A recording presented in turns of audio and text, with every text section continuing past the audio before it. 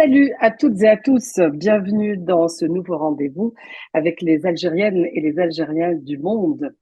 Cap sur Paris aujourd'hui pour retrouver la chef Shahrazad Laoudej. Bonjour. Bonjour, merci pour l'invitation et je suis ravie d'être parmi vous et à travers cet échange. Merci. Merci à vous d'avoir accepté de faire votre diasporama à partir de Paris. Et d'ailleurs, je vous avoue une chose, on aurait dû le faire il y a bien longtemps. C'est vrai, on s'est vu il y a pas mal de temps et on s'était dit qu'on doit faire un truc, mais Oui, معليش moi je très bien faire, comme on dit. voilà. Donc, je suis allée chercher des gens dans d'autres continents, d'autres pays. Et puis, voilà, je suis revenue à vous en ce mois de sacré de Ramadan, Sahar Ramadan. D'ailleurs, شكرا. vous avez pas pour habitude d'accompagner les Algériennes et les Algériens à travers les médias. On y reviendra dans quelques instants. Mais juste avant, j'aimerais savoir à propos de votre intérêt pour la cuisine et le cheminement qui vous a conduit vers la cuisine. C'est vrai que la cuisine occupe une place très importante dans notre quotidien, parce que déjà, il faut se nourrir, tout simplement. Mais vous, comme d'autres personnes qui sont des chefs hein, de cuisine, vous êtes allé explorer un peu plus loin. Vous avez dépassé le fait de cuisiner pour se nourrir ou nourrir sa famille. Qu'est-ce qui a fait que vous ayez franchi ce pas un jour, Shahrazad? Moi, je dis, tout le monde sait que je suis de formation médicale. J'ai fait des études de médecine en Algérie et après, je me suis installée en France et je me définis comme une desperate housewife qui est rentrée en cuisine et qui a tellement apprécié ça qu'elle n'est plus ressortie. Mais qu'est-ce qui a fait que, enfin, j'ai commencé à communiquer à travers le web et après, les apparitions télévisées sont venues après. Mais ce qui a fait que ça a pris une dimension autre que juste cuisiner ou de communiquer autour de la cuisine, c'est de se rendre compte qu'on a une cuisine tellement riche, en parlant de la cuisine algérienne, et tellement complète, et tellement variée, mais qu'il n'y a pas grand monde qui est au courant. Et surtout, moi qui réside ici en France, je me dis, on est à plus de 6 millions d'Algériens installés ici. Il n'y a pas eu ce travail de communication autour de cette cuisine et on se Oui. trouve en 2023 encore à justifier que telle ou telle spécialité est présente en Algérie. Les gens ne savent rien de cette cuisine et même les Algériens eux-mêmes ne connaissent pas toute leur cuisine. C'est un pays tellement grand, c'est un pays continent, je le dis et je le redis et c'est une vérité, euh, que c'est tellement grand et qu'on n'avait pas cette ouverture les uns sur les autres. On était un peu chacun enfermé dans sa région et connaissait et maîtrisait la cuisine de sa région, qu'on ignorait la diversité et la richesse de cette cuisine. Donc, au-delà de cuisiner et d'aimer déjà ce métier-là, c'est de communiquer autour d'un pays, de son histoire, de sa culture, de son identité, parce que la cuisine, elle fait partie de l'identité d'un peuple. Quand on voyage, la première chose qu'on retient, c'est la cuisine d'un pays, qu'est-ce qu'on a pu découvrir et qu'est-ce qu'on a pu apprécier. Et ce travail-là, on doit le faire. Et c'est ce qui m'anime au jour d'aujourd'hui, c'est devenu une passion, un but, un objectif dans la vie de travailler sur la cuisine algérienne en particulier et la communication autour de cette cuisine en Algérie, en France et dans le monde entier. Tout à fait. En tout cas, on sent la passion chez vous. Ben, vous l'avez. Vous en parlez là, à l'instant avec beaucoup de passion et à travers les médias. Alors, très vite, vous avez su utiliser les médias pour véhiculer donc l'esprit de la cuisine algérienne, au-delà même des recettes. Hein. Au-delà même des recettes, c'est aussi l'origine, l'histoire des plats, des régions, etc. Tout à D'abord, fait. votre blog d'abord, les joyaux de Shahrazad. Ensuite, votre chaîne YouTube, bravo, plus de 11 000 abonnés. Vous êtes à combien aujourd'hui? Une Non, ma précise. chaîne YouTube, elle a été piratée. Moi, ma force Ah, de frappe, elle est sur Facebook, où je suis à 5 millions d'abonnés. Sur oui, Instagram, où je cumule plus de 1,5 million d'abonnés. oui. Et toute cette notoriété que j'ai acquis à travers ma présence sur différents médias, notamment la télé algérienne et d'autres télés où j'ai produit des émissions par la suite. Oui, alors je voudrais juste revenir sur votre chaîne YouTube qui a été piratée. Comment cela s'est fait et est-ce que vous n'avez pas pensé à recréer une autre? Non? Je le ferai, parce que Oui. c'était pas une priorité, je le ferai. Je communique tellement sur d'autres créneaux et d'autres réseaux que ce n'était pas une priorité. Et ma chaîne YouTube, enfin, je mettais mon travail, ce que je faisais sur les chaînes télévisées, mais c'était pas, je n'ai pas vraiment travaillé sur YouTube. Oui. Bah, elle a été Oui. signalée, pas mal signalée pour, euh, pour des raisons bien connues et elle a été fermée. Mais je retravaillerai sur la création d'une autre parce que YouTube, c'est aussi un bon moyen de communiquer autour de la cuisine en général et la cuisine algérienne en particulier. Mhm. Très bien. Alors, vous avez su, donc je disais, utiliser donc les réseaux sociaux, le web, euh, également les chaînes de télévision algériennes, françaises, puisque vous avez été chroniqueuse sur France 2, aux côtés de Sophie Davant, la radio, Beurre FM et d'autres, des chaînes arabes. Alors, on sent c'est une boulimie hein, de communication chez vous. Est-ce que cela était facile? Je parle surtout pour ce qui est des médias étrangers de débarquer, de proposer quelque chose qui est pas connu, comme vous dites, hein, en termes de cuisine algérienne, pas en termes de plats, Mhm. couscous, chorba, cornes de gazelle, pâtisserie, etc. Je parle de Alors, concept de cuisine algérienne. alors, vous parlez de boulimie. Pour moi, c'est important de communiquer parce qu'il y a le savoir-faire et le faire savoir. Et malheureusement, c'est une réalité. On a beaucoup de savoir-faire, mais on a peu de faire savoir. On ne sait pas parler de nous et on n'a pas parlé de nous auparavant. Euh, comme je l'ai déjà dit. Alors, est-ce que c'est facile? Non, c'est pas facile parce que c'est une cuisine au jour d'aujourd'hui qui n'est pas vendeuse. Quand on ignore la présence de quelque chose, bah forcément, on s'y intéresse moins parce que pour Mhm, nous, il y a tous les médias, enfin, c'est le fonds de commerce, faut avoir un public pour que les gens s'y intéressent. Et les gens ne savent même pas qu'il y a une cuisine si riche et qu'il y a une réelle demande. Les gens sont en soif de savoir ce qu'il y a dans cette Algérie qui est jusqu'au jour d'aujourd'hui fermée encore par rapport au c'est pas un pays touristique. Donc du coup, le monde ne sait pas ce qui existe en Algérie, même si les réseaux sociaux actuellement ont facilité beaucoup de choses et c'est ce qui a permis cette visibilité. Moi, elle est venue, c'était pas facile, mais ma présence justement sur les réseaux m'a donné cette visibilité, ce qui m'a emmené à apparaître sur des médias comme France 2 où j'étais chroniqueuse. À la base, je suis partie pour faire une recette et ils se sont rendus compte que j'ai tellement parlé avec beaucoup de patients On vous a qu'ils se sont gardé. ils se sont rendus compte qu'ils savent rien sur la cuisine algérienne. Et je crois que je suis un peu télégénique. J'ai Oui, j'ai une facilité à parler devant la caméra. Qu'ils et ont une dit, voix tiens, on va faire radiophonique une... aussi. Et une voix Comment? radiophonique aussi. Et une voix C'est gentil, radiophonique aussi. Non, mais c'est vrai. Et télégénique, ça, forcément. Oui. ça me fait très plaisir. Donc, on a fait une semaine, après 2 semaines, 3 semaines, 4 semaines, et ainsi de suite. Et à force, par la force des choses, je suis devenue l'image de cette cuisine algérienne parce que j'en parle tout le temps. Et vous l'avez vu, je parle avec beaucoup de passion parce que vraiment, c'est un truc qui m'anime. C'est un but dans la vie. C'est pas juste cuisiner pour cuisiner. Parce que, bon, pour moi, on mange pas juste pour manger. Et on parle pas de cuisine algérienne juste pour parler. On est en train de tracer l'histoire de tout un pays à travers des siècles et des siècles, l'histoire de toute sa richesse, la richesse de son agriculture, la richesse de son artisanat. Parce que quand on parle de cuisine, on va parler de recettes, mais on va parler de tout ce qui est autour. Ah oui. Des services de table, jusqu'à la petite nappe que l'artisane elle coupe pour dresser une belle table. Tout ça, on n'a pas su l'exporter et on n'a pas su le marketer pour faire une vraie marque déposée qui est la marque algérienne et qui est le savoir-faire algérien. Jusqu'à présent, c'est pas facile parce que je trouve que avec notre présence ici en France, on en parle peu encore de la cuisine algérienne et on est peu Mhm. présent enfin, dans l'image, à l'échelle audiovisuelle et en termes de communication. Mais ça va venir. Il faut être persévérant, il faut y croire. Beaucoup commencent à s'y intéresser, ceux qui sont aussi actifs sur les réseaux. J'ai fait la nuit du Ramadan cette année et j'étais ravie de représenter la cuisine algérienne et d'en parler. Et Inch'Allah, d'autres occasions vont venir et on pourra encore rendre hommage et parler plus de cette cuisine parce qu'elle le vaut bien. Oui, alors on peut parler aussi du manque de restaurants algériens, pour ne pas dire la quasi-inexistence de restaurants algériens en France et dans le monde. Vous avez eu une petite expérience également dans la restauration, Shahrazad. Qu'est-ce que vous pouvez nous en dire?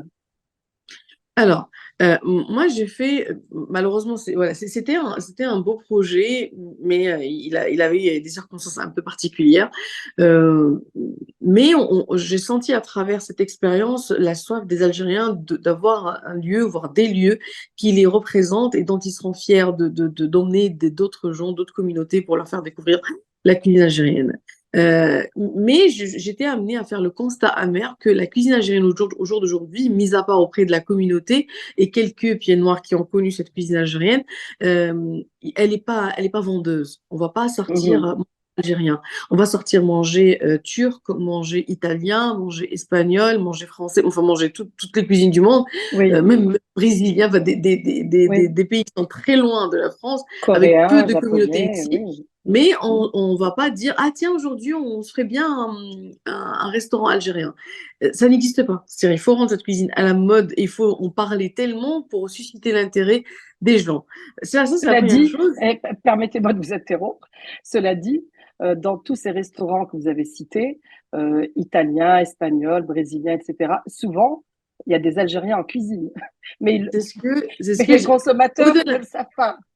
au-delà du fait que il y a des Algériens en cuisine, c'est des proprios c'est-à-dire, je me suis rendu compte que, surtout ici à Paris, les Algériens ont limite le monopole de la restauration. Ils ont commencé très jeunes à acquérir des brasseries, à investir ce domaine-là, qu'ils ont le savoir-faire dans la restauration, et c'est eux qui ont pas mal d'enseignes ici dont on ignore que à la tête de ces enseignes, il y a des Algériens, des restaurants italiens, même asiatiques, japonais, chinois, de tout horizon, des restaurants marocains, qui sont, dont les propriétaires sont algériens. Mais bon, comme c'est des businessmen et ils doivent investir dans qui marche en fait, donc du coup, ils vont investir dans tout sauf dans la restauration algérienne. C'est pour ça que à chaque fois que j'ai l'occasion d'en parler, je vais dire aidez-nous, on doit trouver le moyen de rendre cette cuisine Oui. vendeuse. On va vous aider à communiquer et aidez-nous à ouvrir des lieux. Il suffit de commencer par deux, trois et après ça va venir. Mais c'est Alors, important votre parce que restaurant, le rayonnement, votre expérience, pour moi, le rayonnement oui. de la cuisine algérienne, il peut commencer ici. C'est un pays cosmopolite, c'est un pays où la gastronomie elle a un rang très important et un rôle très important. Donc, ça peut nous aider, le fait qu'on soit ici, de faire rayonner la cuisine algérienne et d'en faire parler. Mhm. Votre expérience maintenant dans la restauration, qu'est-ce que Mm. vous en gardez? Qu'est-ce que vous en gardez comme retour d'expérience? C'est ce que vous avez De- essayé de faire, d'ailleurs. En fait, le restaurant, il s'appelait Mosaïque Bachir Azad. C'était un très beau lieu où j'avais l'occasion de rencontrer des Algériens qui ont soif de cette reconnaissance de leur cuisine, qui avaient envie de retrouver des lieux euh, pas juste où ils peuvent manger algérien, mais des lieux où ils peuvent se reconnaître, des lieux sympas, des lieux où ils peuvent inviter du monde. Donc, je garde ce côté-là. Je préfère, je veux pas, j'ai pas envie de parler de toutes les galères Mhm. qui ont accompagné ce projet-là. Parce que c'était pas facile, mais je garde ce côté-là, qui a une vraie demande, notamment de part des Algériens. Ils sont partout. Ici, on se rend compte qu'il y a une vraie diaspora algérienne et qui a besoin de lieux pour se rencontrer. Donc voilà, j'ai pas Oui, envie de parler de galère liée à ça. non, mais c'est, je respecte, Oui. mais j'espère que vous pourrez à l'avenir réitérer cette expérience de restaurant. Mais j'ai envie de dire, pour revenir au marketing de la cuisine algérienne Là, à vous l'étranger, m'avez dit, excusez-moi, vous m'avez dit, hein, moi, ouvrir un restaurant seul ici, je crois pas, je n'ai pas envie, parce que je fais tellement de choses que un restaurant, il a besoin de quelqu'un qui soit libre, présent, qui oui. soit à Mm, 100%. Par mm, contre, collaborer avec des restaurants pour faire des cartes, pour faire ne serait-ce que des périodes dans l'année où on parle cuisine algérienne un mois dans l'année ou des semaines dans l'année avec des restaurants tenus par des Algériens, moi, ça me ferait très plaisir de le faire parce que ça pourrait, ces gens-là pourront tâter le terrain, pourront voir qu'il y a mhm. une vraie demande et on pourrait au fur et à mesure faire agrandir l'expérience et la rendre plus efficace. Très bien. Alors, en parlant de marketing de cuisine algérienne, qui n'existe pas ou très très peu de cuisine, de restaurants algériens à l'étranger, moi j'ai envie de dire que même en Algérie, on ne mange pas algérien à l'étranger. C'est-à-dire que si on a envie de manger un repas algérien à l'extérieur, eh ben, il y a très, très peu d'adresses. Et c'est quand même bizarre parce que là où on voyage, dans tous les pays où on voyage, en général, on mange local dans les restaurants, qui soient selon l'étoile ou le standing. Mais enfin, on mange local d'abord, et puis ensuite, on trouve les cuisines internationales. Mais chez nous, on trouve de tout et très, très peu de cuisine algérienne dans les restaurants. Est-ce que vous êtes d'accord avec moi? Et à votre avis, si oui, à quoi c'est dû? Oui, je suis d'accord avec vous. Ça commence à changer. Ça La commence, tendance, ça commence. ça C'est vrai. commence, on commence à avoir des restaurants algériens et de beaux restaurants algériens. Mais ça commence, c'est Mm. timide, mais ça commence, ça a le mérite de commencer. Pourquoi? Je crois que ça fait partie de notre culture. L'Algérien, Mm. il a du mal à manger algérien en dehors de Oui, son cocon, en dehors de sa maison, oui. en dehors de son cercle. Parce que pour lui, bah, s'il sort, il doit dépenser de l'argent, autant découvrir autre chose et manger autre chose. Et on n'avait pas cette culture de. En fait, même ceux qui ouvraient timidement, c'était soit des gargotes, c'est-à-dire des street food algériens, on en trouve, mais il y a pas un standing en fait. C'est des petites gargotes tenues par en fait, le côté design, enfin, tout ça n'était pas pris en charge. L'essentiel, c'est Mhm, que les gens mhm, manger dans ce lieu-là. Et l'Algérien, quand il sortait, il dépensait, bah, il avait besoin de découvrir autre chose que la cuisine algérienne. Et quand on avait, par exemple, quand on voyage en Algérie, chaque région, même quand il y avait des petits restaurants, ils ne cuisinaient que les spécialités de cette région. C'est-à-dire, on n'a pas la culture de s'ouvrir sur toute la cuisine algérienne. C'est-à-dire que si moi je suis de ah oui, l'Ouest, mais bah, j'ai envie de découvrir. elle est tellement vaste et variée, cela dit, hein. Donc, Exact. En fait, on mm, commence, les Algériens commencent à découvrir dernièrement la richesse de la cuisine algérienne. mm, À l'ouest, on ne connaissait pas le chobafili, comme à l'est, ils ne connaissaient pas la présence de la harira dans l'ouest. C'est tellement grand que chacun était enfermé dans sa cuisine. L'idéal, c'est d'avoir des restaurants qui englobent la cuisine algérienne, qui soient assez représentatifs, euh, du moins, de cette cuisine. Donc, voilà, il y avait ce côté-là et cette mentalité. euh, et ce truc qui faisait partie de l'ADN des Algériens, où ils ne mangeaient pas algérien en dehors de leur ouais.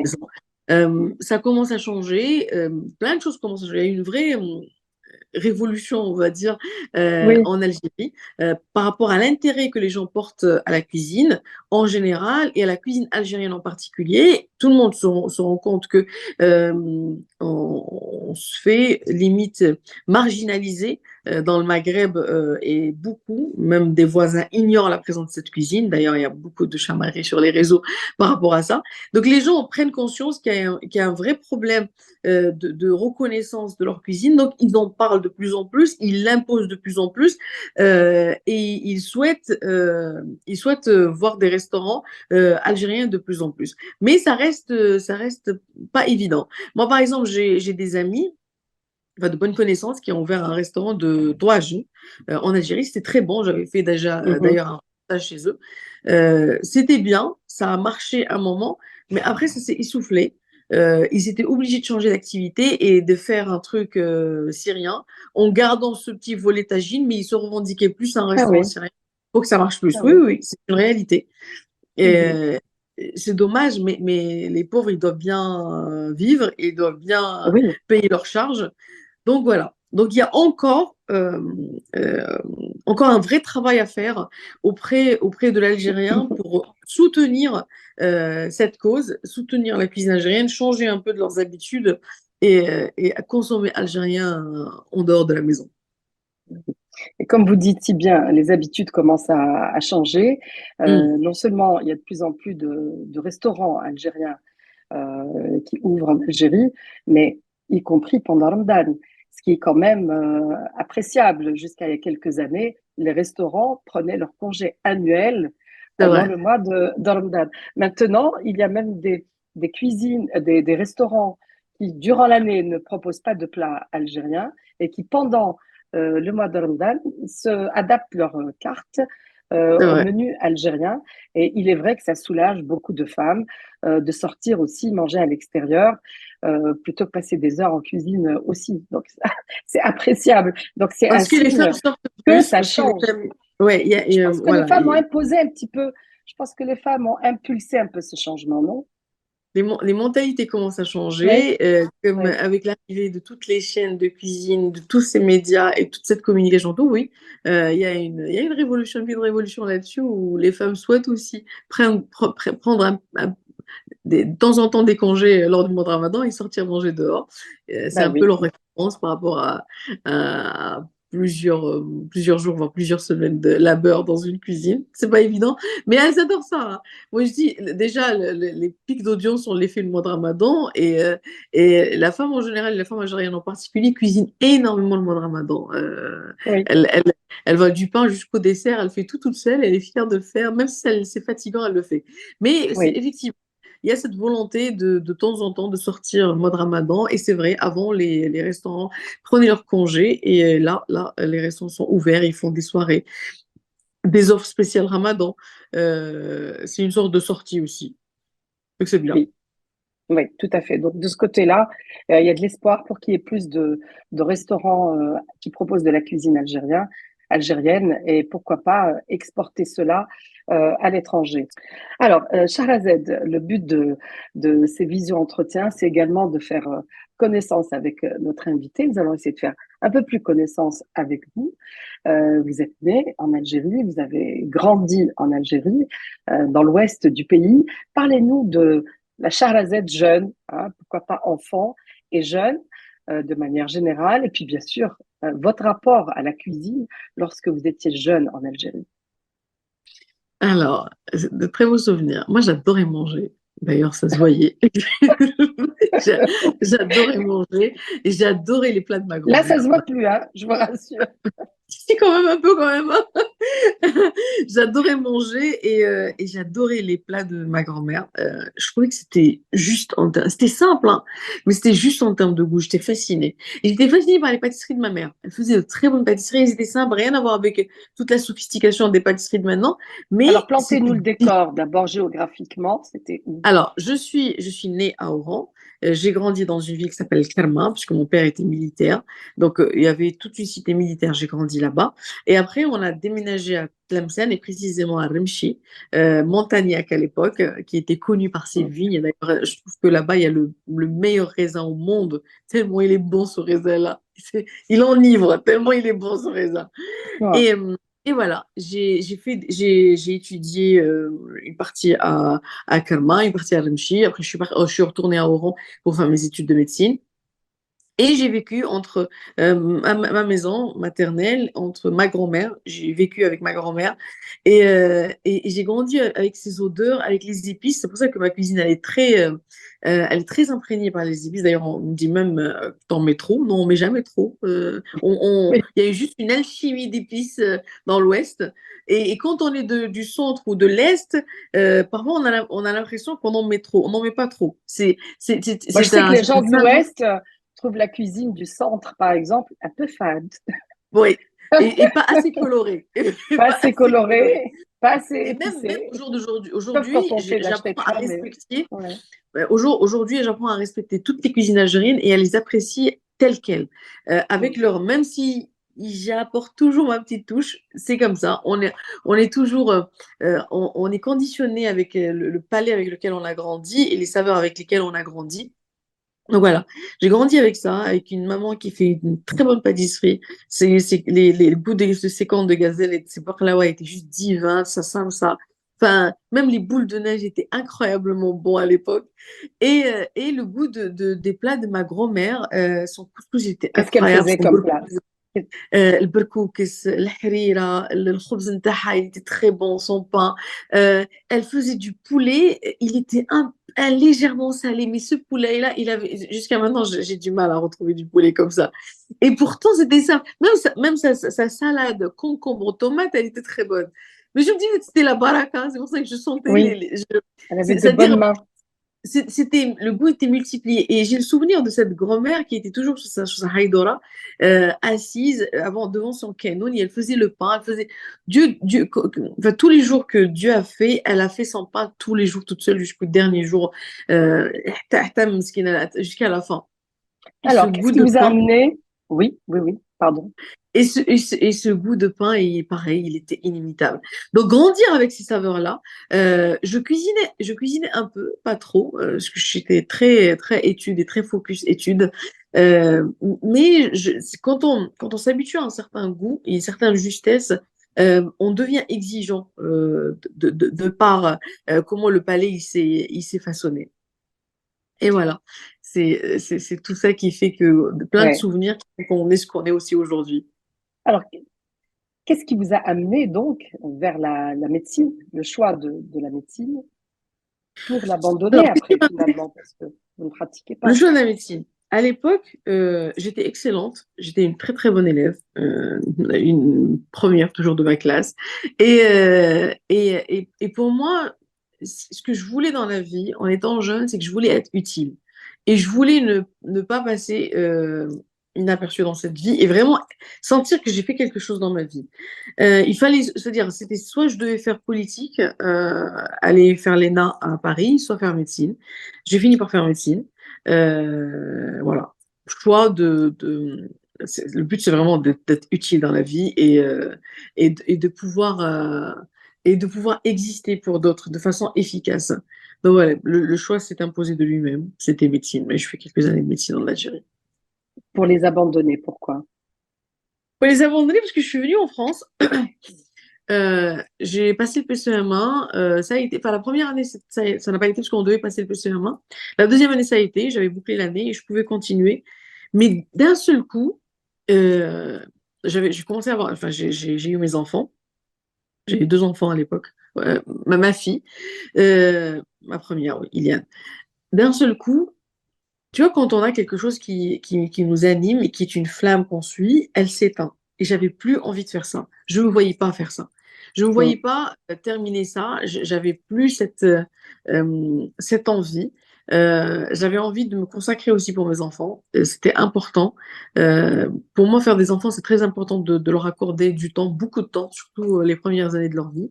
Donc voilà, je vais arrêter de faire médecine. C'était pas parce que beaucoup ils croient que j'ai quitté médecine pour la cuisine. Non, c'était juste, je fais toujours les choses par envie et par passion. Soit je suis passionnée et je Une le fais chance, bien, ouais. soit, Mm. soit je le sens pas. Je le fais pas par besoin. J'ai pas fait médecine par besoin et je ne fais pas des émissions de cuisine ou ce que je fais actuellement par besoin. Je le fais par passion et par envie. Et du coup, voilà, je lis l'utile à l'agréable et je suis heureuse dans ce que je fais. Alhamdoulilah.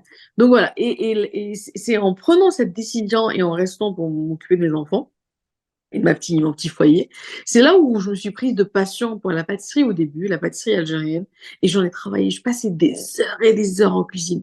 Et j'ai trouvé que j'adorais ça. Moi qui faisais jamais de gâteau auparavant, j'ai trouvé que j'adorais ça. Je voyais pas le temps passer. Je passais avec chaque pièce, c'est comme si c'était la dernière pièce de ma vie et que je devais l'exposer dans un louvre euh, dans, dans un musée. Donc, c'est cette passion qui a fait que et ce bonheur que j'avais en pâtissant et en cuisinant, qui m'a fait plaisir. J'ai ouvert ce blog pour m'occuper un peu et c'est devenu une activité par la suite. J'adorais, et une activité parce que je communiquais au début sur toutes les cuisines et quand j'ai découvert que la cuisine algérienne, elle a besoin de moi et mon pays a besoin de moi, ah là, je me suis dit, ah là, c'est bon. J'ai trouvé ma voie, j'ai trouvé ce que je dois faire. J'ai trouvé pourquoi j'étais là.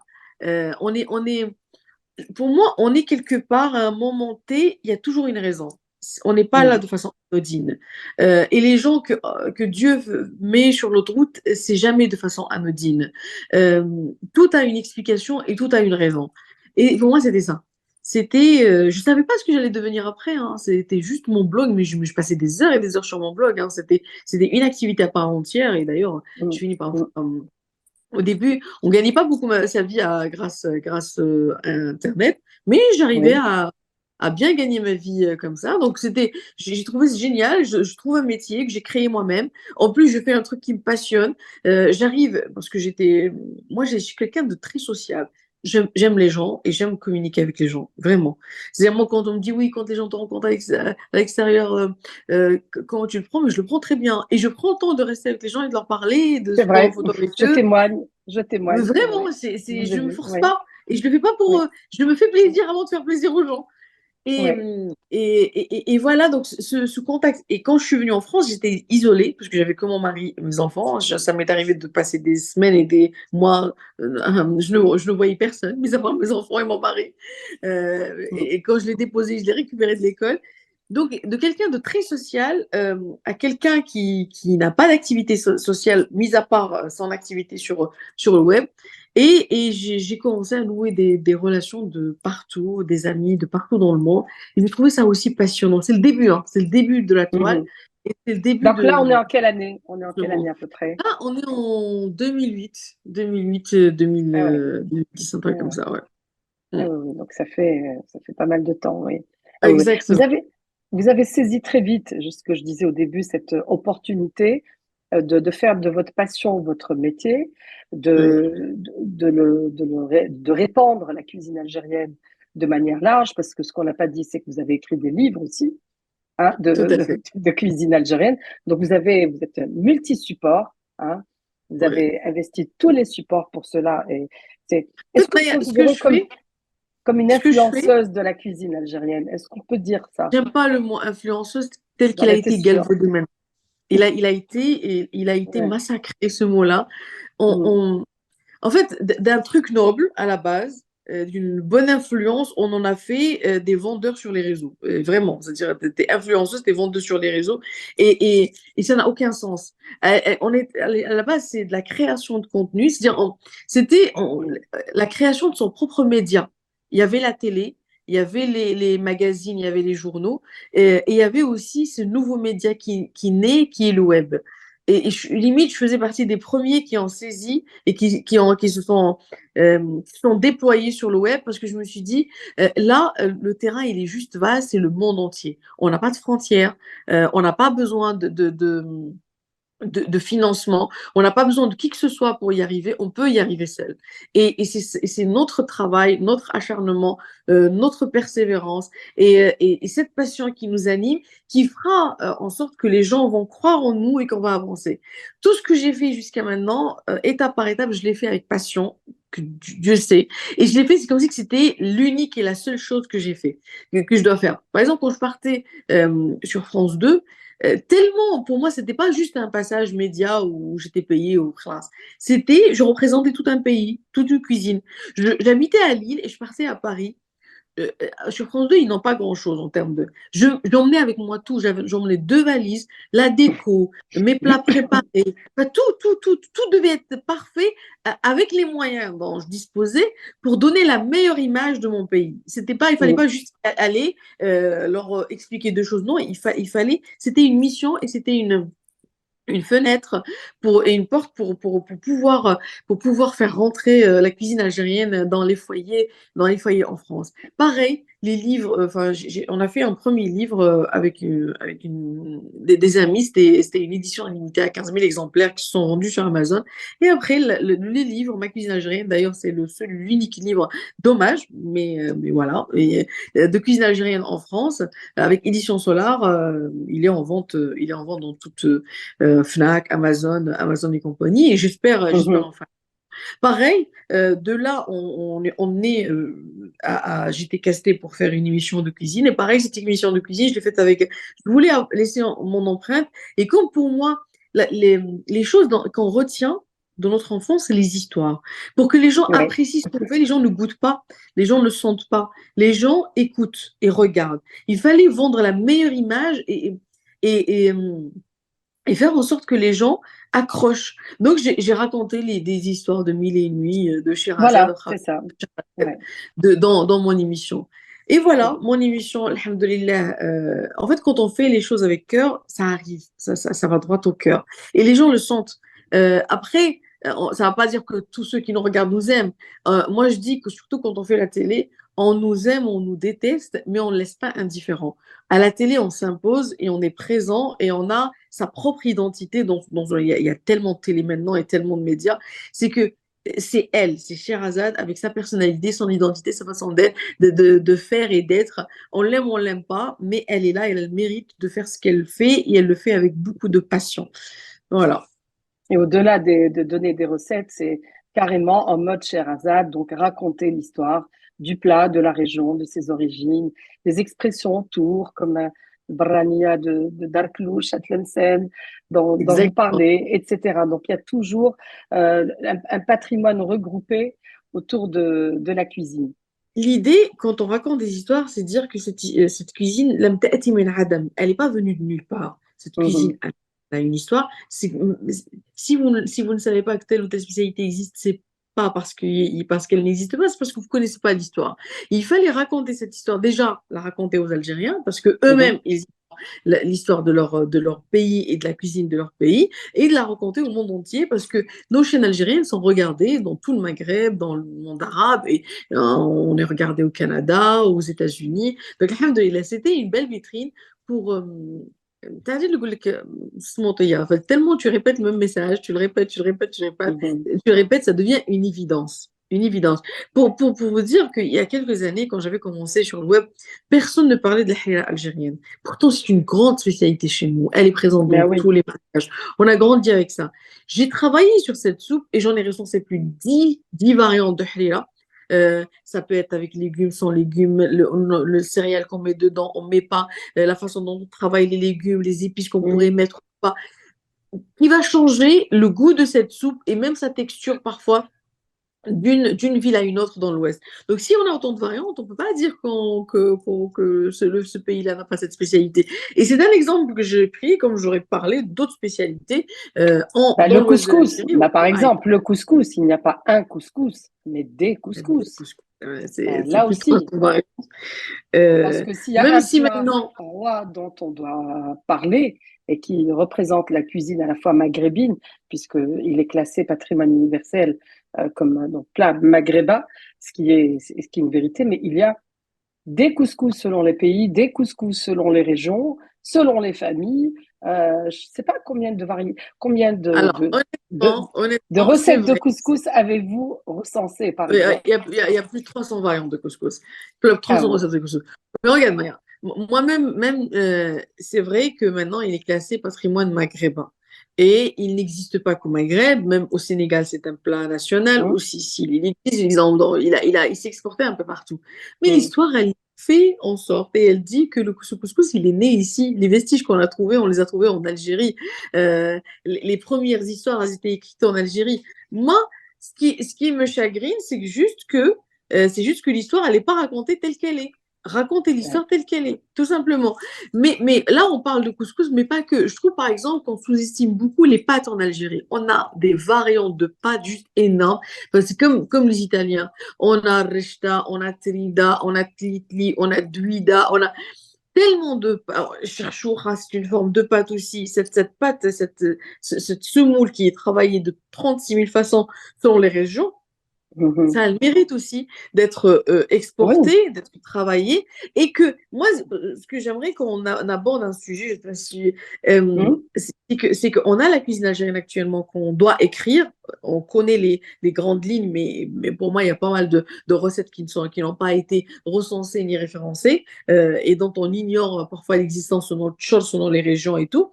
Mais il y a aussi le travail qu'on pourrait apporter sur la cuisine algérienne. Moi, je refuse qu'on dit que Rishta, on doit la cuisiner telle que les Algérois la cuisinent. La rishta, avant qu'elle soit un plat, c'est des pâtes.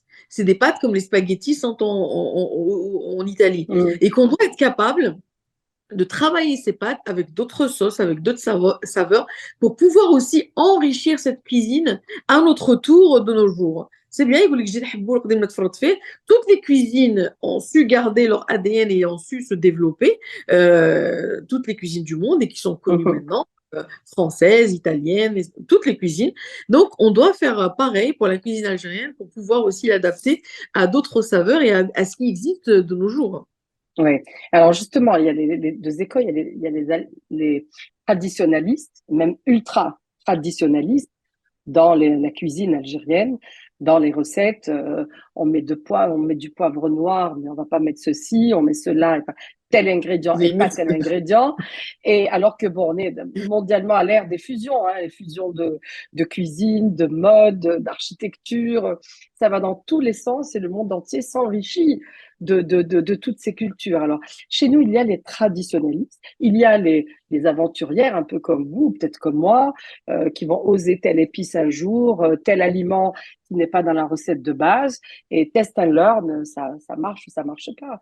Parce on a aussi, il y a cette routine aussi qui s'installe au bout d'un moment, où on a envie de changer. Alors vous, est-ce que vous êtes plutôt traditionnaliste, conservatrice dans la recette, ou vous mettez votre grain de sel et vous allez fusionner, tester, peut-être apporter une autre épice, ajouter un aliment qui n'est pas prévu initialement. C'est quoi votre rapport, vous, par rapport à ce sujet? Je suis souvent attaquée et parfois critiquée pour ça, mais je suis quelqu'un qui touche aux recettes. En fait, on a les recettes traditionnelles, on les raconte telles que, mais généralement, j'apporte souvent mon grain de sel. Parce que pour moi, chacun a son identité qui doit se refléter à travers la cuisine qu'il fait. Mmh. Les gens, par exemple, moi, il y a une épice que j'adore, et tous ceux qui me suivent, ils savent, il y a deux épices que j'adore. J'adore le curcuma et j'adore la Ah cannelle. ouais. D'ailleurs, j'en mets dans le salé, dans le sucré, j'en mets dans les soupes, dans les plats. Pour moi, c'est un support de goût, la cannelle en bâton. Et Mmh. limite, je considère que c'est ma signature. Quand tu goûtes un plat de Sherazade, tu sais que c'est un plat de Sherazade parce qu'il y a une petite note de cannelle qui est souvent présente dans ce que je fais. D'ailleurs, je vous raconte une anecdote. J'ai fait ce ramadan une recette de shorba afrique. J'adore shorba afrique. Moi, c'est une soupe. J'ai pas grandi avec la shorba afrique. Moi, je l'ai apprise vers le tas. Je sais pas, peut-être j'ai fait 24 ans, 25, 26, même parce que je ne connaissais que la harira et ce n'est qu'à partir du moment où j'ai commencé à m'intéresser à toutes les cuisines et notamment toutes les cuisines algériennes que j'ai découvert la shorba afrique. Et comme ici en France, on est emmené à fréquenter des gens de différentes régions d'Algérie, donc voilà, Mmh. j'ai appris la présence de cette shorba afrique, je la trouve divine. Le fric et ce blé vert concassé Mmh. fumé, Mmh. c'est juste incroyablement bon. Et d'ailleurs, c'est pour ça je suis ravie qu'elle a été classée parmi les meilleures soupes au monde selon plusieurs études qui ont été faites.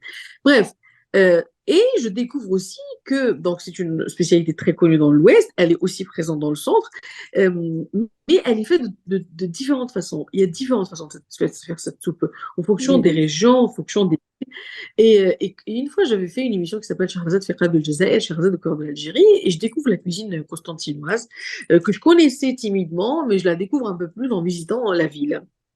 Et je découvre que dans cette ville, ils ont une cuisine royale, comme la cuisine tlemcenienne, comme la cuisine de Blida aussi. La cuisine constantinoise est une cuisine royale et une cuisine riche. On va trouver des Mmh. produits très nobles, le jouz, le miel, l'eau de rose, Mmh. euh, dans différents plats. Et la particularité d'utiliser trois viandes dans la même recette. C'est pour ça qu'on va trouver le mahawar, qui est fait avec l'agneau, le poulet, les boulettes de viande hachée. Et la soupe, shorba afrique, elle est faite aussi avec les trois viandes. Et ça lui donne un très très bon goût. Donc il y avait ça. Il y avait le fait de mettre aussi le tar, la poudre de fric, dans la viande hachée. Et pareil, c'est une technique que je connaissais pas et qui donne aussi un très bon goût au fric. Donc moi, j'ai fait la recette avec ces deux points-là, mais j'ai ajouté mon bâton de cannelle parce qu'il est présent dans ma halila, il faut bien qu'il soit présent ici. Je le trouve excellent dans les soupes. Et j'ai ajouté une poignée de pois chiches. Il n'y a pas les Oh, pois chiches dans la cuisine. sacrilège! Sacrilège! Il y a pas les pois chiches dans la cuisine constantinoise. Et j'ai publié ça sur les réseaux. Choufi, je n'ai jamais imaginé, parce que j'ai déjà cuisiné plein de plats algériens, j'ai déjà touché, j'ai jamais eu autant de retours des gens qui étaient. Le problème, c'est que je ne sais même pas si c'est des Constantinois de souche, parce que je connais des familles constantinoises. Oui, elles m'ont dit, Sherazade, on ne fait pas ça, et on est plutôt chauviniste, et on adore notre cuisine telle qu'elle est, et on ne faut pas toucher. Mais avoir un tollé de messages sur les réseaux, mais tu ne devrais pas la faire comme ça, mais ça n'a rien à voir, mais c'est pas notre recette. Alors que pour moi, avant d'aller critiquer le fait d'avoir ajouté mon bâton de cannelle, qui est juste ma signature, et une poignée de pois chiches, qui ne change pas fondamentalement les choses, Mmh. c'était souligner le fait que cette shorba, elle est royale et qu'il y a trois viandes dedans. Et que Ouais. la présence de la poudre de fric, d'ailleurs, c'est un truc que pour moi, on doit enseigner dans les écoles, parce que parfois, les boulettes de viande hachée, on va leur ajouter la chapelure, on va ajouter de la farine, on va ajouter un œuf, on va ajouter. La présence de poudre de fric, elle est juste exceptionnelle. Et ça, c'est un truc Ouais, à enseigner. Ça, c'est un ouais. truc important qui peut s'ajouter même dans d'autres cuisines du monde et qui peut être, qui est venu de l'Algérie. On le trouve nulle part ailleurs. Donc voilà, Mhm. je veux Ouais. juste que les gens comprennent que l'essentiel, c'est de ne pas toucher à l'âme de la recette. Après Mm.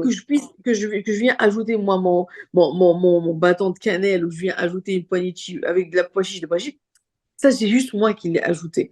Bien sûr. Et en plus, ces variantes-là existent dans les villes aux alentours. J'ai eu ce problème-là une fois quand j'ai fait les ch'tas, je l'ai faite en version sucrée-salée. Moi j'ai grandi avec les saveurs sucrées-salées et je l'ai faite façon sucré-salé avec des amandes, avec de l'oignon caramélisé, des raisins. Et c'était divin. Le goût de cette pâte de l'chta, il est juste incroyable. Et c'est Mhm. dommage d'être enfermé dans cette sauce, même si elle est magnifique. Hein, et j'adore la sauce de l'chta de la façon algéroise. Mais euh, pouvoir prendre cette pâte-là, la travailler avec d'autres saveurs qui peuvent venir C'est vrai. d'autres villes, et la Ouais. travailler avec même d'autres saveurs qu'on a pu ramener d'ici et d'ailleurs, mais ça ne pourrait qu'enrichir notre cuisine. On pourrait réécrire et continuer à écrire la cuisine algérienne. Si on en est là avec autant de richesse, c'est que la femme algérienne, elle a travaillé à travers les siècles et à travers les générations sur cette cuisine. Elle n'est pas née comme ça. Elle s'est enrichie avec les différentes civilisations qui sont passées. Elle s'est enrichie avec les différentes découvertes. Les Algériens, ça, ils ont toujours bougé et voyagé. Et ils ont enrichi cette cuisine.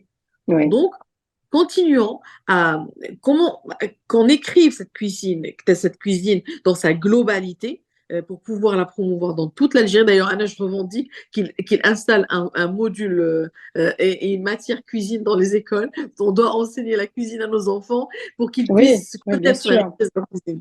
Ouais. Ce qui est dommage, c'est que notre cuisine, j'ai l'impression qu'elle est même pas enseignée dans les écoles hôtelières. Hein. Je pense que vous êtes d'accord avec moi. Ce qui est quand même scandaleux, même. Dommage. J'ai envie de dire hein, que dans nos écoles de cuisine et nos écoles hôtelières, qu'il n'y ait pas que la cuisine algérienne ne soit pas enseignée. Et en fait, vous parlez D'ailleurs, pour Maya, juste, revenir. juste un truc, un point. Il n'y a que dernièrement qu'on commence à voir dans les grands hôtels en Algérie Oui, la présence de la cuisine algérienne. Ils ne mettaient pas la oui, cuisine algérienne avant. Et oui, tu oui, trouvais toutes les cuisines sur la cuisine oui, algérienne, comme c'est vrai. Sofitel, Assis et compagnie. Et je trouve que maintenant, il y a une prise de conscience. Il y a Mm. ce volet, il y a toujours un coin cuisine algérienne. Et ça, c'est bien. Mhm. Alors, justement, parler de la rechta tout à l'heure, c'est vrai que ça donne des idées. C'est un peu comme le couscous. En fait, il s'accommode à toutes les sauces.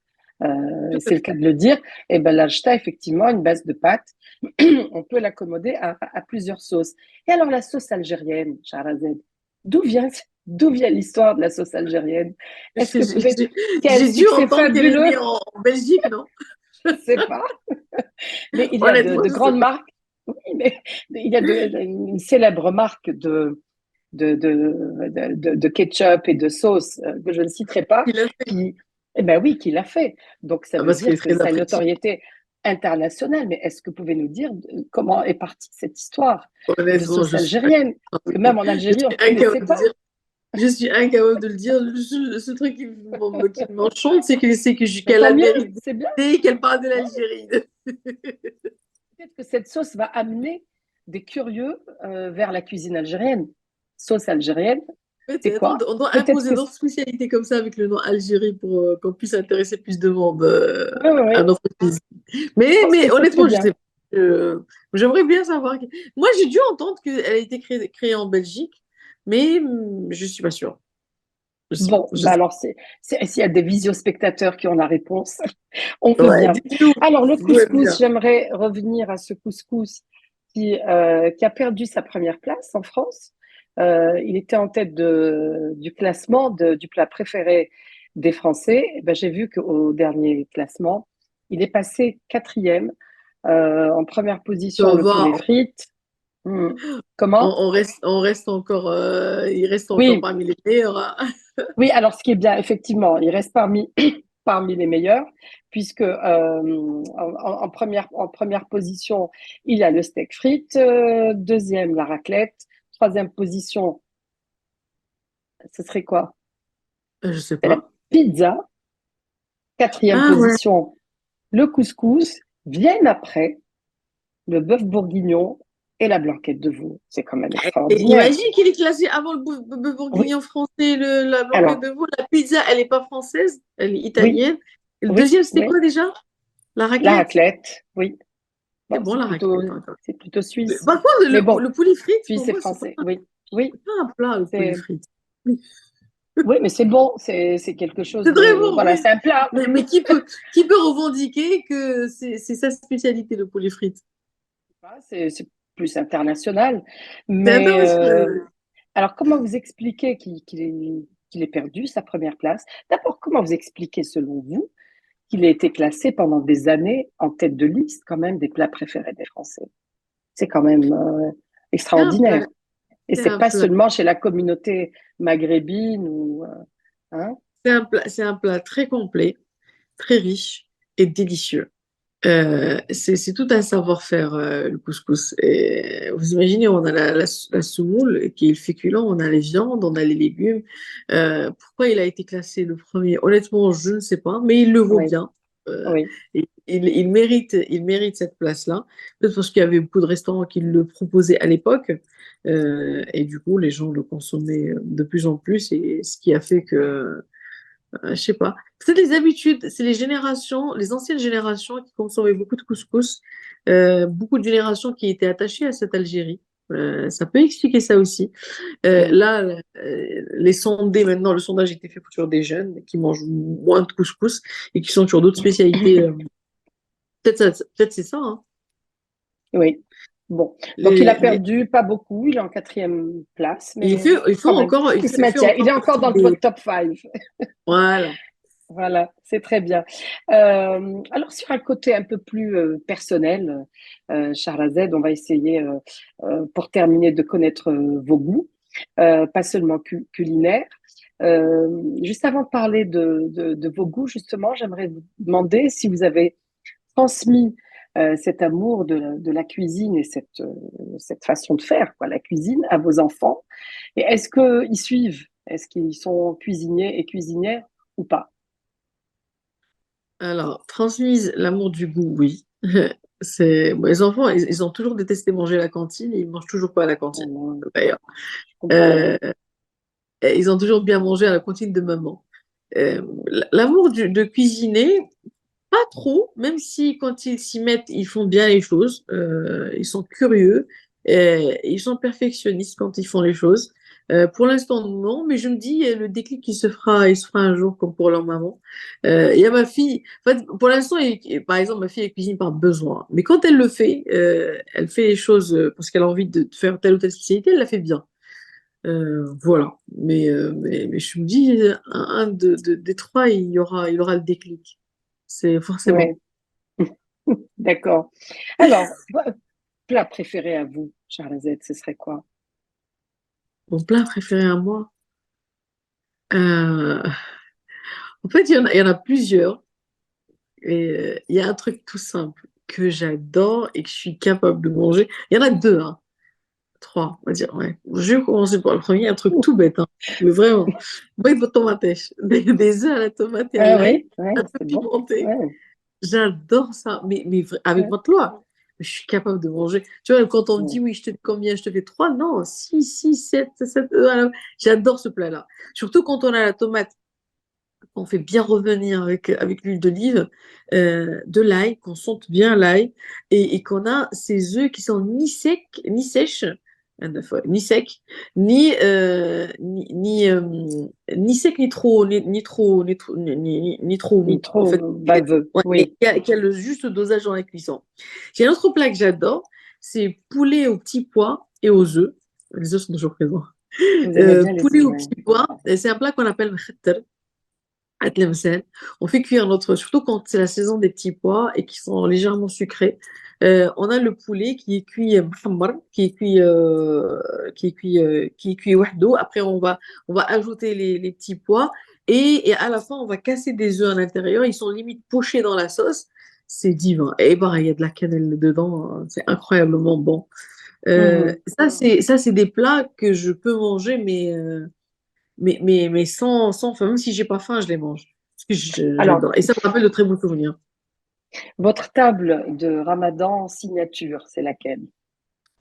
Le premier jour de Ramadan? Par exemple, oui. Alors, on a une harira, on a un tagine sucré mohammed بالبرقوق, comme on dit, tagine à l'agneau, Pruneau. salé, pruneau, abricot et compagnie. En entrée, on a une variété de salades, on a kibda mshirmla. Et en dessert, on a qalb al-louz et on a un bon flan au caramel. Ça, c'est parce que ça me rappelle les tables, et le matla, bien sûr, qui est présent. Ça me rappelle des années de premiers jours de Ramadan. Et ça a été des années comme ça. Et parfois, c'est la Madeleine de Proust, quand on revit un moment comme ça, qu'on arrive à reproduire, bah ça nous fait plaisir. Vos musiques, Sharazed. Les musiques, qu'est-ce que j'écoute? Oui. Algérienne ou... Non, pas spécialement. Alors, alors, c'est très vaste en fait. Euh, Moi, j'ai appris, par exemple, à aimer les variétés françaises quand je me suis installée en France et que j'écoutais j'écoutais Nostalgie avec mon mari à chaque fois qu'on faisait le trajet Paris-Lille parce qu'on allait voir la belle famille. Et du coup, j'ai appris à aimer toute la variété française des années 80. J'aime beaucoup Julio Iglesias.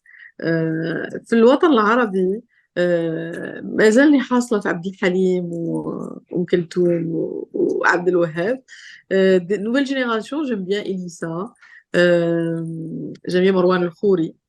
En Algérie, de l'autre côté, j'aime beaucoup Mrim El Allel. J'adore sa musique. Euh, Tlemcen. Tlemcen, toujours. ouais, j'aime beaucoup Mrim El Allel. Euh, شكون تاني euh, En Algérie, à chaque fois, j'oublie. Pourtant, je les connais bien. Et en plus, il y en a plein qui c'est des amis. Hein. Même ça. Euh, Mamie, j'adore. Pour moi, Mamie, il a été, il restera un incontournable. C'est un monstre. Ce mec-là, je me dis, c'est dommage que sa carrière elle s'est arrêtée à un moment parce que c'était un génie avant l'heure. Les duos qu'il a fait à l'époque, les variétés de musique qu'il a chanté, les différents styles qu'il a chanté, la puissance de sa voix, comment elle peut s'adapter à différents styles musicaux. Anna, au Mm. jour d'aujourd'hui, quand je l'écoute, je me dis que c'était un génie avant l'heure. Mais vraiment, ce mec, c'était un monstre. Et Allah subhanahu wa ta'ala lui a donné une voix qui peut s'adapter à différents styles musicaux.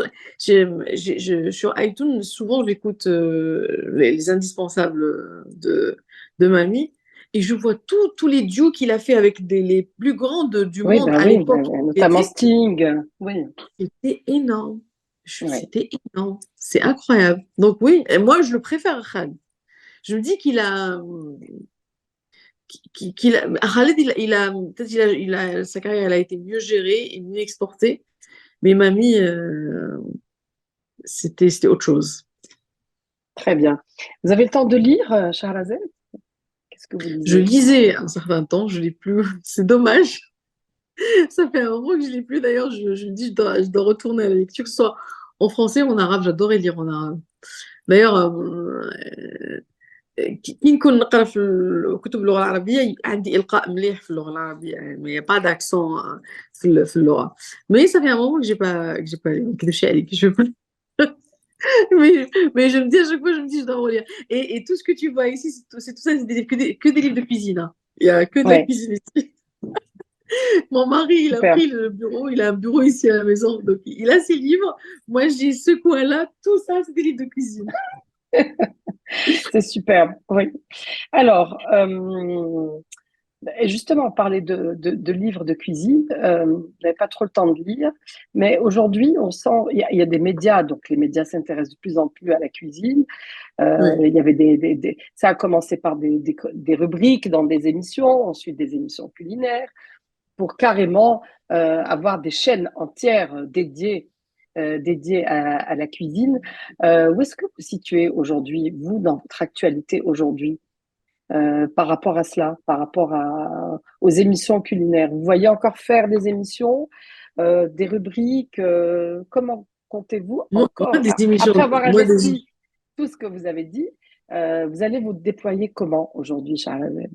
Moi, des émissions de cuisine, j'adore faire des émissions. J'adore la caméra et j'adore parler devant une caméra. Et vraiment, je suis dans mon élément quand j'ai une équipe autour de moi et qu'on est en train de parler de cette cuisine et tout. Oui.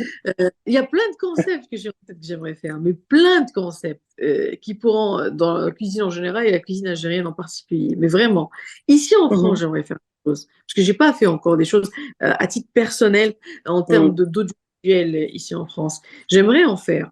Et j'ai plein d'idées aussi là-dessus. Se développer encore davantage sur le web et toucher encore plus de monde. J'aurais aimé parler anglais, mais je me dis je finirai par doubler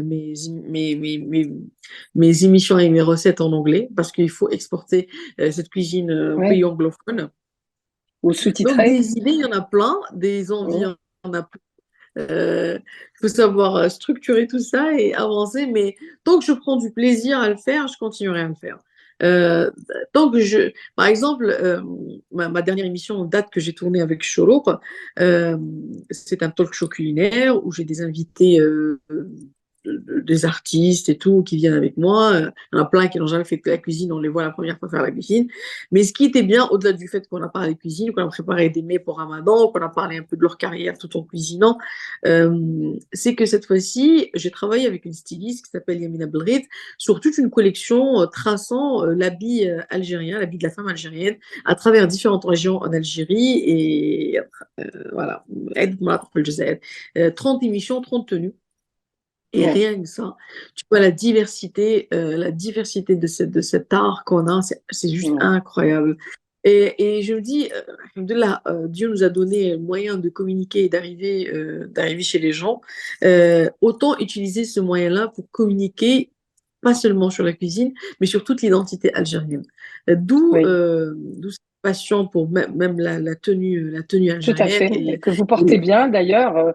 Vous représentez Merci. d'ailleurs souvent assez bien les costumes des différentes régions, d'est en ouest, nord, Donc, on sud. a fait ça. Les gens, On le et voit, beaucoup vous sont en train aimez de bien. découvrir. Les gens D'ailleurs, je sont en train de m'attendais découvrir. à vous voir aujourd'hui en tenue traditionnelle. Vous Je sais l'avez pas pas dit. pourquoi. Non, Vous me mais l'avez pas dit, sinon c'était pas j'aurais mis. On m'a offert c'était pas une belle obligé. gâteau Non, à la non. constantinoise. Je me suis dit, ça ferait un peu trop, hein, mais quand même, on fait qu'une visio sur Zoom. Je vais m'habiller, je vais débarquer avec une tenue traditionnelle. Non, mais vous êtes très, très bien. Très, très bien. C'est gentil. Alors, Donc la- voilà. Tant que je continuerai à avoir des idées, à être passionnée par ce que je fais, je continuerai à faire de la télé. Voilà. tant Mais ce mieux. qui est bien avec ce métier, il est inépuisable. Et Mm. il y a tellement de choses à faire qu'on s'en ira pas. Et j'aime bien quand vous dites ce que vous avez dit tout à l'heure, il faut continuer à écrire l'histoire de la cuisine algérienne. Elle n'est pas terminée. Ça, c'est très, Important. très bien. C'est très, très bien. Il faut la faire évoluer.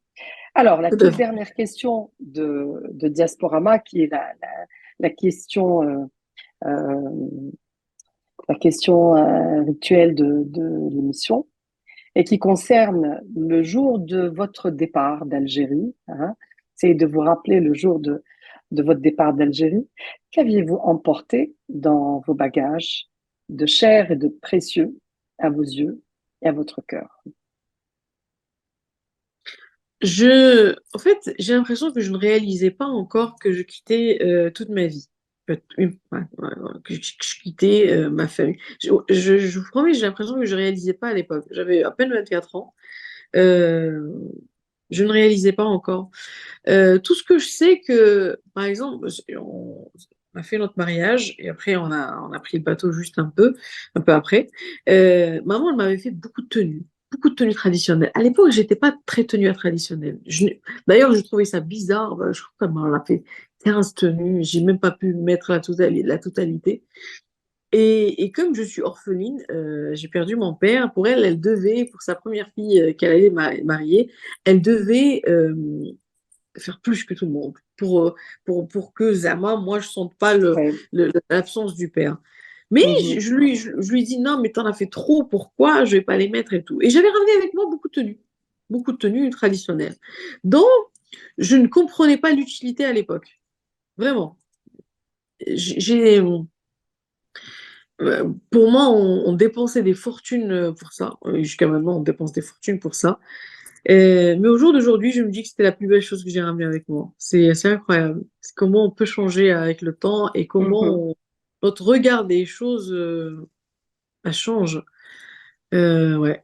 Et ça m'a marqué. Comment à l'époque, j'étais limite indignée pour que j'allais prendre tout ça avec moi. Je connais personne là-bas, je ne serais pas invitée et tout. Et pourquoi je vais les porter? Et au jour d'aujourd'hui, je mets la tenue traditionnelle tout le temps, tous les événements, et je suis fière de la porter, et je revendique qu'on la porte, et je revendique même quand, qu'on la démocratise et qu'on arrive à la trouver même dans le prêt-à-porter qu'on porte tous les jours, qu'on arrive, Mhm. il y en a qui le font maintenant, démocratiser le bodron, démocratiser le melhfa, démocratiser le jubba, démocratiser le haut du karakou, démocratiser le kaftan, démocratiser plein de choses pour qu'on puisse trouver ces traits-là dans les habits de tous les jours parce que je crois que la femme algérienne, elle a écrit la mode avant que la mode soit en vogue comme nos jours. Donc oui, elle a toujours été coquette, elle a toujours adoré bien s'habiller, elle était toujours belle chez elle, elle adorait les bijoux, elle adorait les, euh, voilà, se mettre sur son 31, même si elle était que chez elle et que c'était le hama à l'époque et qu'elle sortait pas trop. Donc voilà. Et ça, Mais ça m'a elles ont toujours été 20 ans coquettes, même à après. la maison. Oui, Oui, oui, c'est ça. même Elle à la était maison. coquette. Ouais. Elle se Donc, levait le elle est matin. toujours, je pense, Ouais. enfin, en tout cas, pour, ça dépend pour Avant qui, mais plus. Non, non, avant, c'était ouais. beaucoup plus. Avant, c'était de toute. Déjà, on le voyait dans nos grand-mères. Bah, parfois, on traîne du pied et tout. La grand-mère, quand on se lève le matin, elle fait sa toilette, elle met ses trucs, elle met son foulard, elle est tout le temps, c'est comme si qu'elle allait sortir. Elle est tout le temps prête, c'est Mm, comme si qu'elle allait sortir. mm. On le perd, hein, faut le dire. Mais c'est incroyable. Moi, le souvenir de ma grand-mère, comment elle se levait le matin et elle traînait jamais avec les habits avec lesquels elle dormait et tout. Et c'est beau. C'est beau. Oui, Donc, comment on peut changer avec le temps, 20 ans après, 20 ans, ouais, un peu plus de 20 ans. Et j'ai l'impression que c'était hier. Ouais. merci, Shahrazad, d'avoir été des nôtres Euh, aujourd'hui. Merci de vous être livré, d'avoir fait votre diasporama. C'est un Avec plaisir plaisir. d'avoir échangé avec vous et j'espère que vous retrouvez bientôt sur, soit dans cet espace ou dans les espaces que vous créez vous-même, puisque Avec grand plaisir. vous le faites si On bien. cuisinera un jour ensemble. Oui, Vous, avec vous êtes de plaisir. la région algéroise. Vous êtes de la région Oui, algéroise. oui. Et moi Donc, aussi, je votre mets mon cuisine, bâton de cannelle partout, voilà. comme vous. Donc, on cuisinera un petit jour un très très bon plat algérois, Inch'Allah. Et je vous ferai goûter Avec... un très très bon plat de l'Ouest. Ça pourrait être Ah oui, sympa. Par exemple, ça, oui, c'est parmi les choses que j'aimerais faire. Cuisiner avec la diaspora ici. Parce que je suis persuadée que je peux faire le tour de l'Algérie ici en France. Le tour oui, de l'Algérie. On en a Allah Ibarak, on est de partout ici. Et j'ai envie de faire ça, Inch'Allah. oui. Alors, je suis algéroise, mais d'origine kabyle. Alors, faut Donc, pouvoir ben, mixer tout ça ça. qui est beau. Mais c'est C'est ça ça qui qui est. est beau. D'ailleurs, c'est pour ça que je dis qu'on ne sait pas se vendre. Moi, je considère que la cuisine kabyle, c'est l'une des cuisines les plus saines au monde. À l'image de la cuisine crétoise, il n'y a pas de sucre dans cette cuisine. Vous avez que le miel. Les desserts, c'est des fruits ou parfois jeannettes avec du miel. Il n'y a pas Mm, l'utilisation du sucre. La cuisine, elle est quasi à l'huile d'olive. Il y a très peu mm, de légumes et légumineuses qui sont présents dedans et peu de viande. Et quand elle est maigre. C'est pas une viande grasse. Et je me dis, cette cuisine, on doit la vendre telle que, comme une cuisine saine, comme une cuisine santé. Et c'est vrai, oui, c'est vrai. oui. C'est vrai, c'est tout à fait vrai. Je suis d'accord Et avec c'est vous, ça, en fait, on doit Charazette. À faire. catégoriser, on doit Oui, savoir vendre nos cuisines comme ça, avec leur oui, diversité et leur variété. On doit savoir marketer ça et dire cette telle cuisine de quoi elle est caractérisée, l'autre de quoi elle est caractérisée, et être fier de toutes les cuisines. Moi, j'aime pas quand des ah oui, disent oui, mais الكل طعم تاعنا خير من تاعكم ولا الحيلة الشوربة تاعنا خير من تاعكم. Il n'y a pas de non, خير ou la pas oui, خير. oui, C'est différent et tout est bon. oui, Moi, regarde, il y a des spécialités, même par exemple dans l'Ouest, que je peux ne pas aimer moi à titre personnel. Mais je ne le dirai pas. Je respecte tous les goûts et je dois faire la promotion de toute cette cuisine dans sa globalité. Mon avis personnel, je dois le laisser de côté. Cette cuisine algérienne, quand on saura l'adopter Mm. dans sa globalité, c'est une cuisine mondiale, c'est une cuisine maghrébine, méditerranéenne, arabe, Ouais, africaine. C'est une cuisine ouais. qui a 36 000 facettes. Donc, ouais. Oui, il Donc, faut on cuisine surtout pas ensemble. tomber dans le. Oui, on cuisinera ensemble avec grand bonheur, effectivement. Et il faut surtout pas tomber dans le piège de la comparaison. Ça, c'est clair. Non, Vous il n'y faites a bien pas de le dire. à comparer. Il n'y a pas à comparer. Voilà. En tout cas, merci encore d'avoir été des Merci à nôtres, vous. Shahrazad. Je C'est rappelle à gentil. nos visio-spectateurs qui peuvent retrouver ce programme sur les plateformes digitales du Soir d'Algérie, la page Facebook, le site web et la chaîne YouTube, bien entendu. À très bientôt, Shahrazad. Bye bye. Bisous à tout le monde.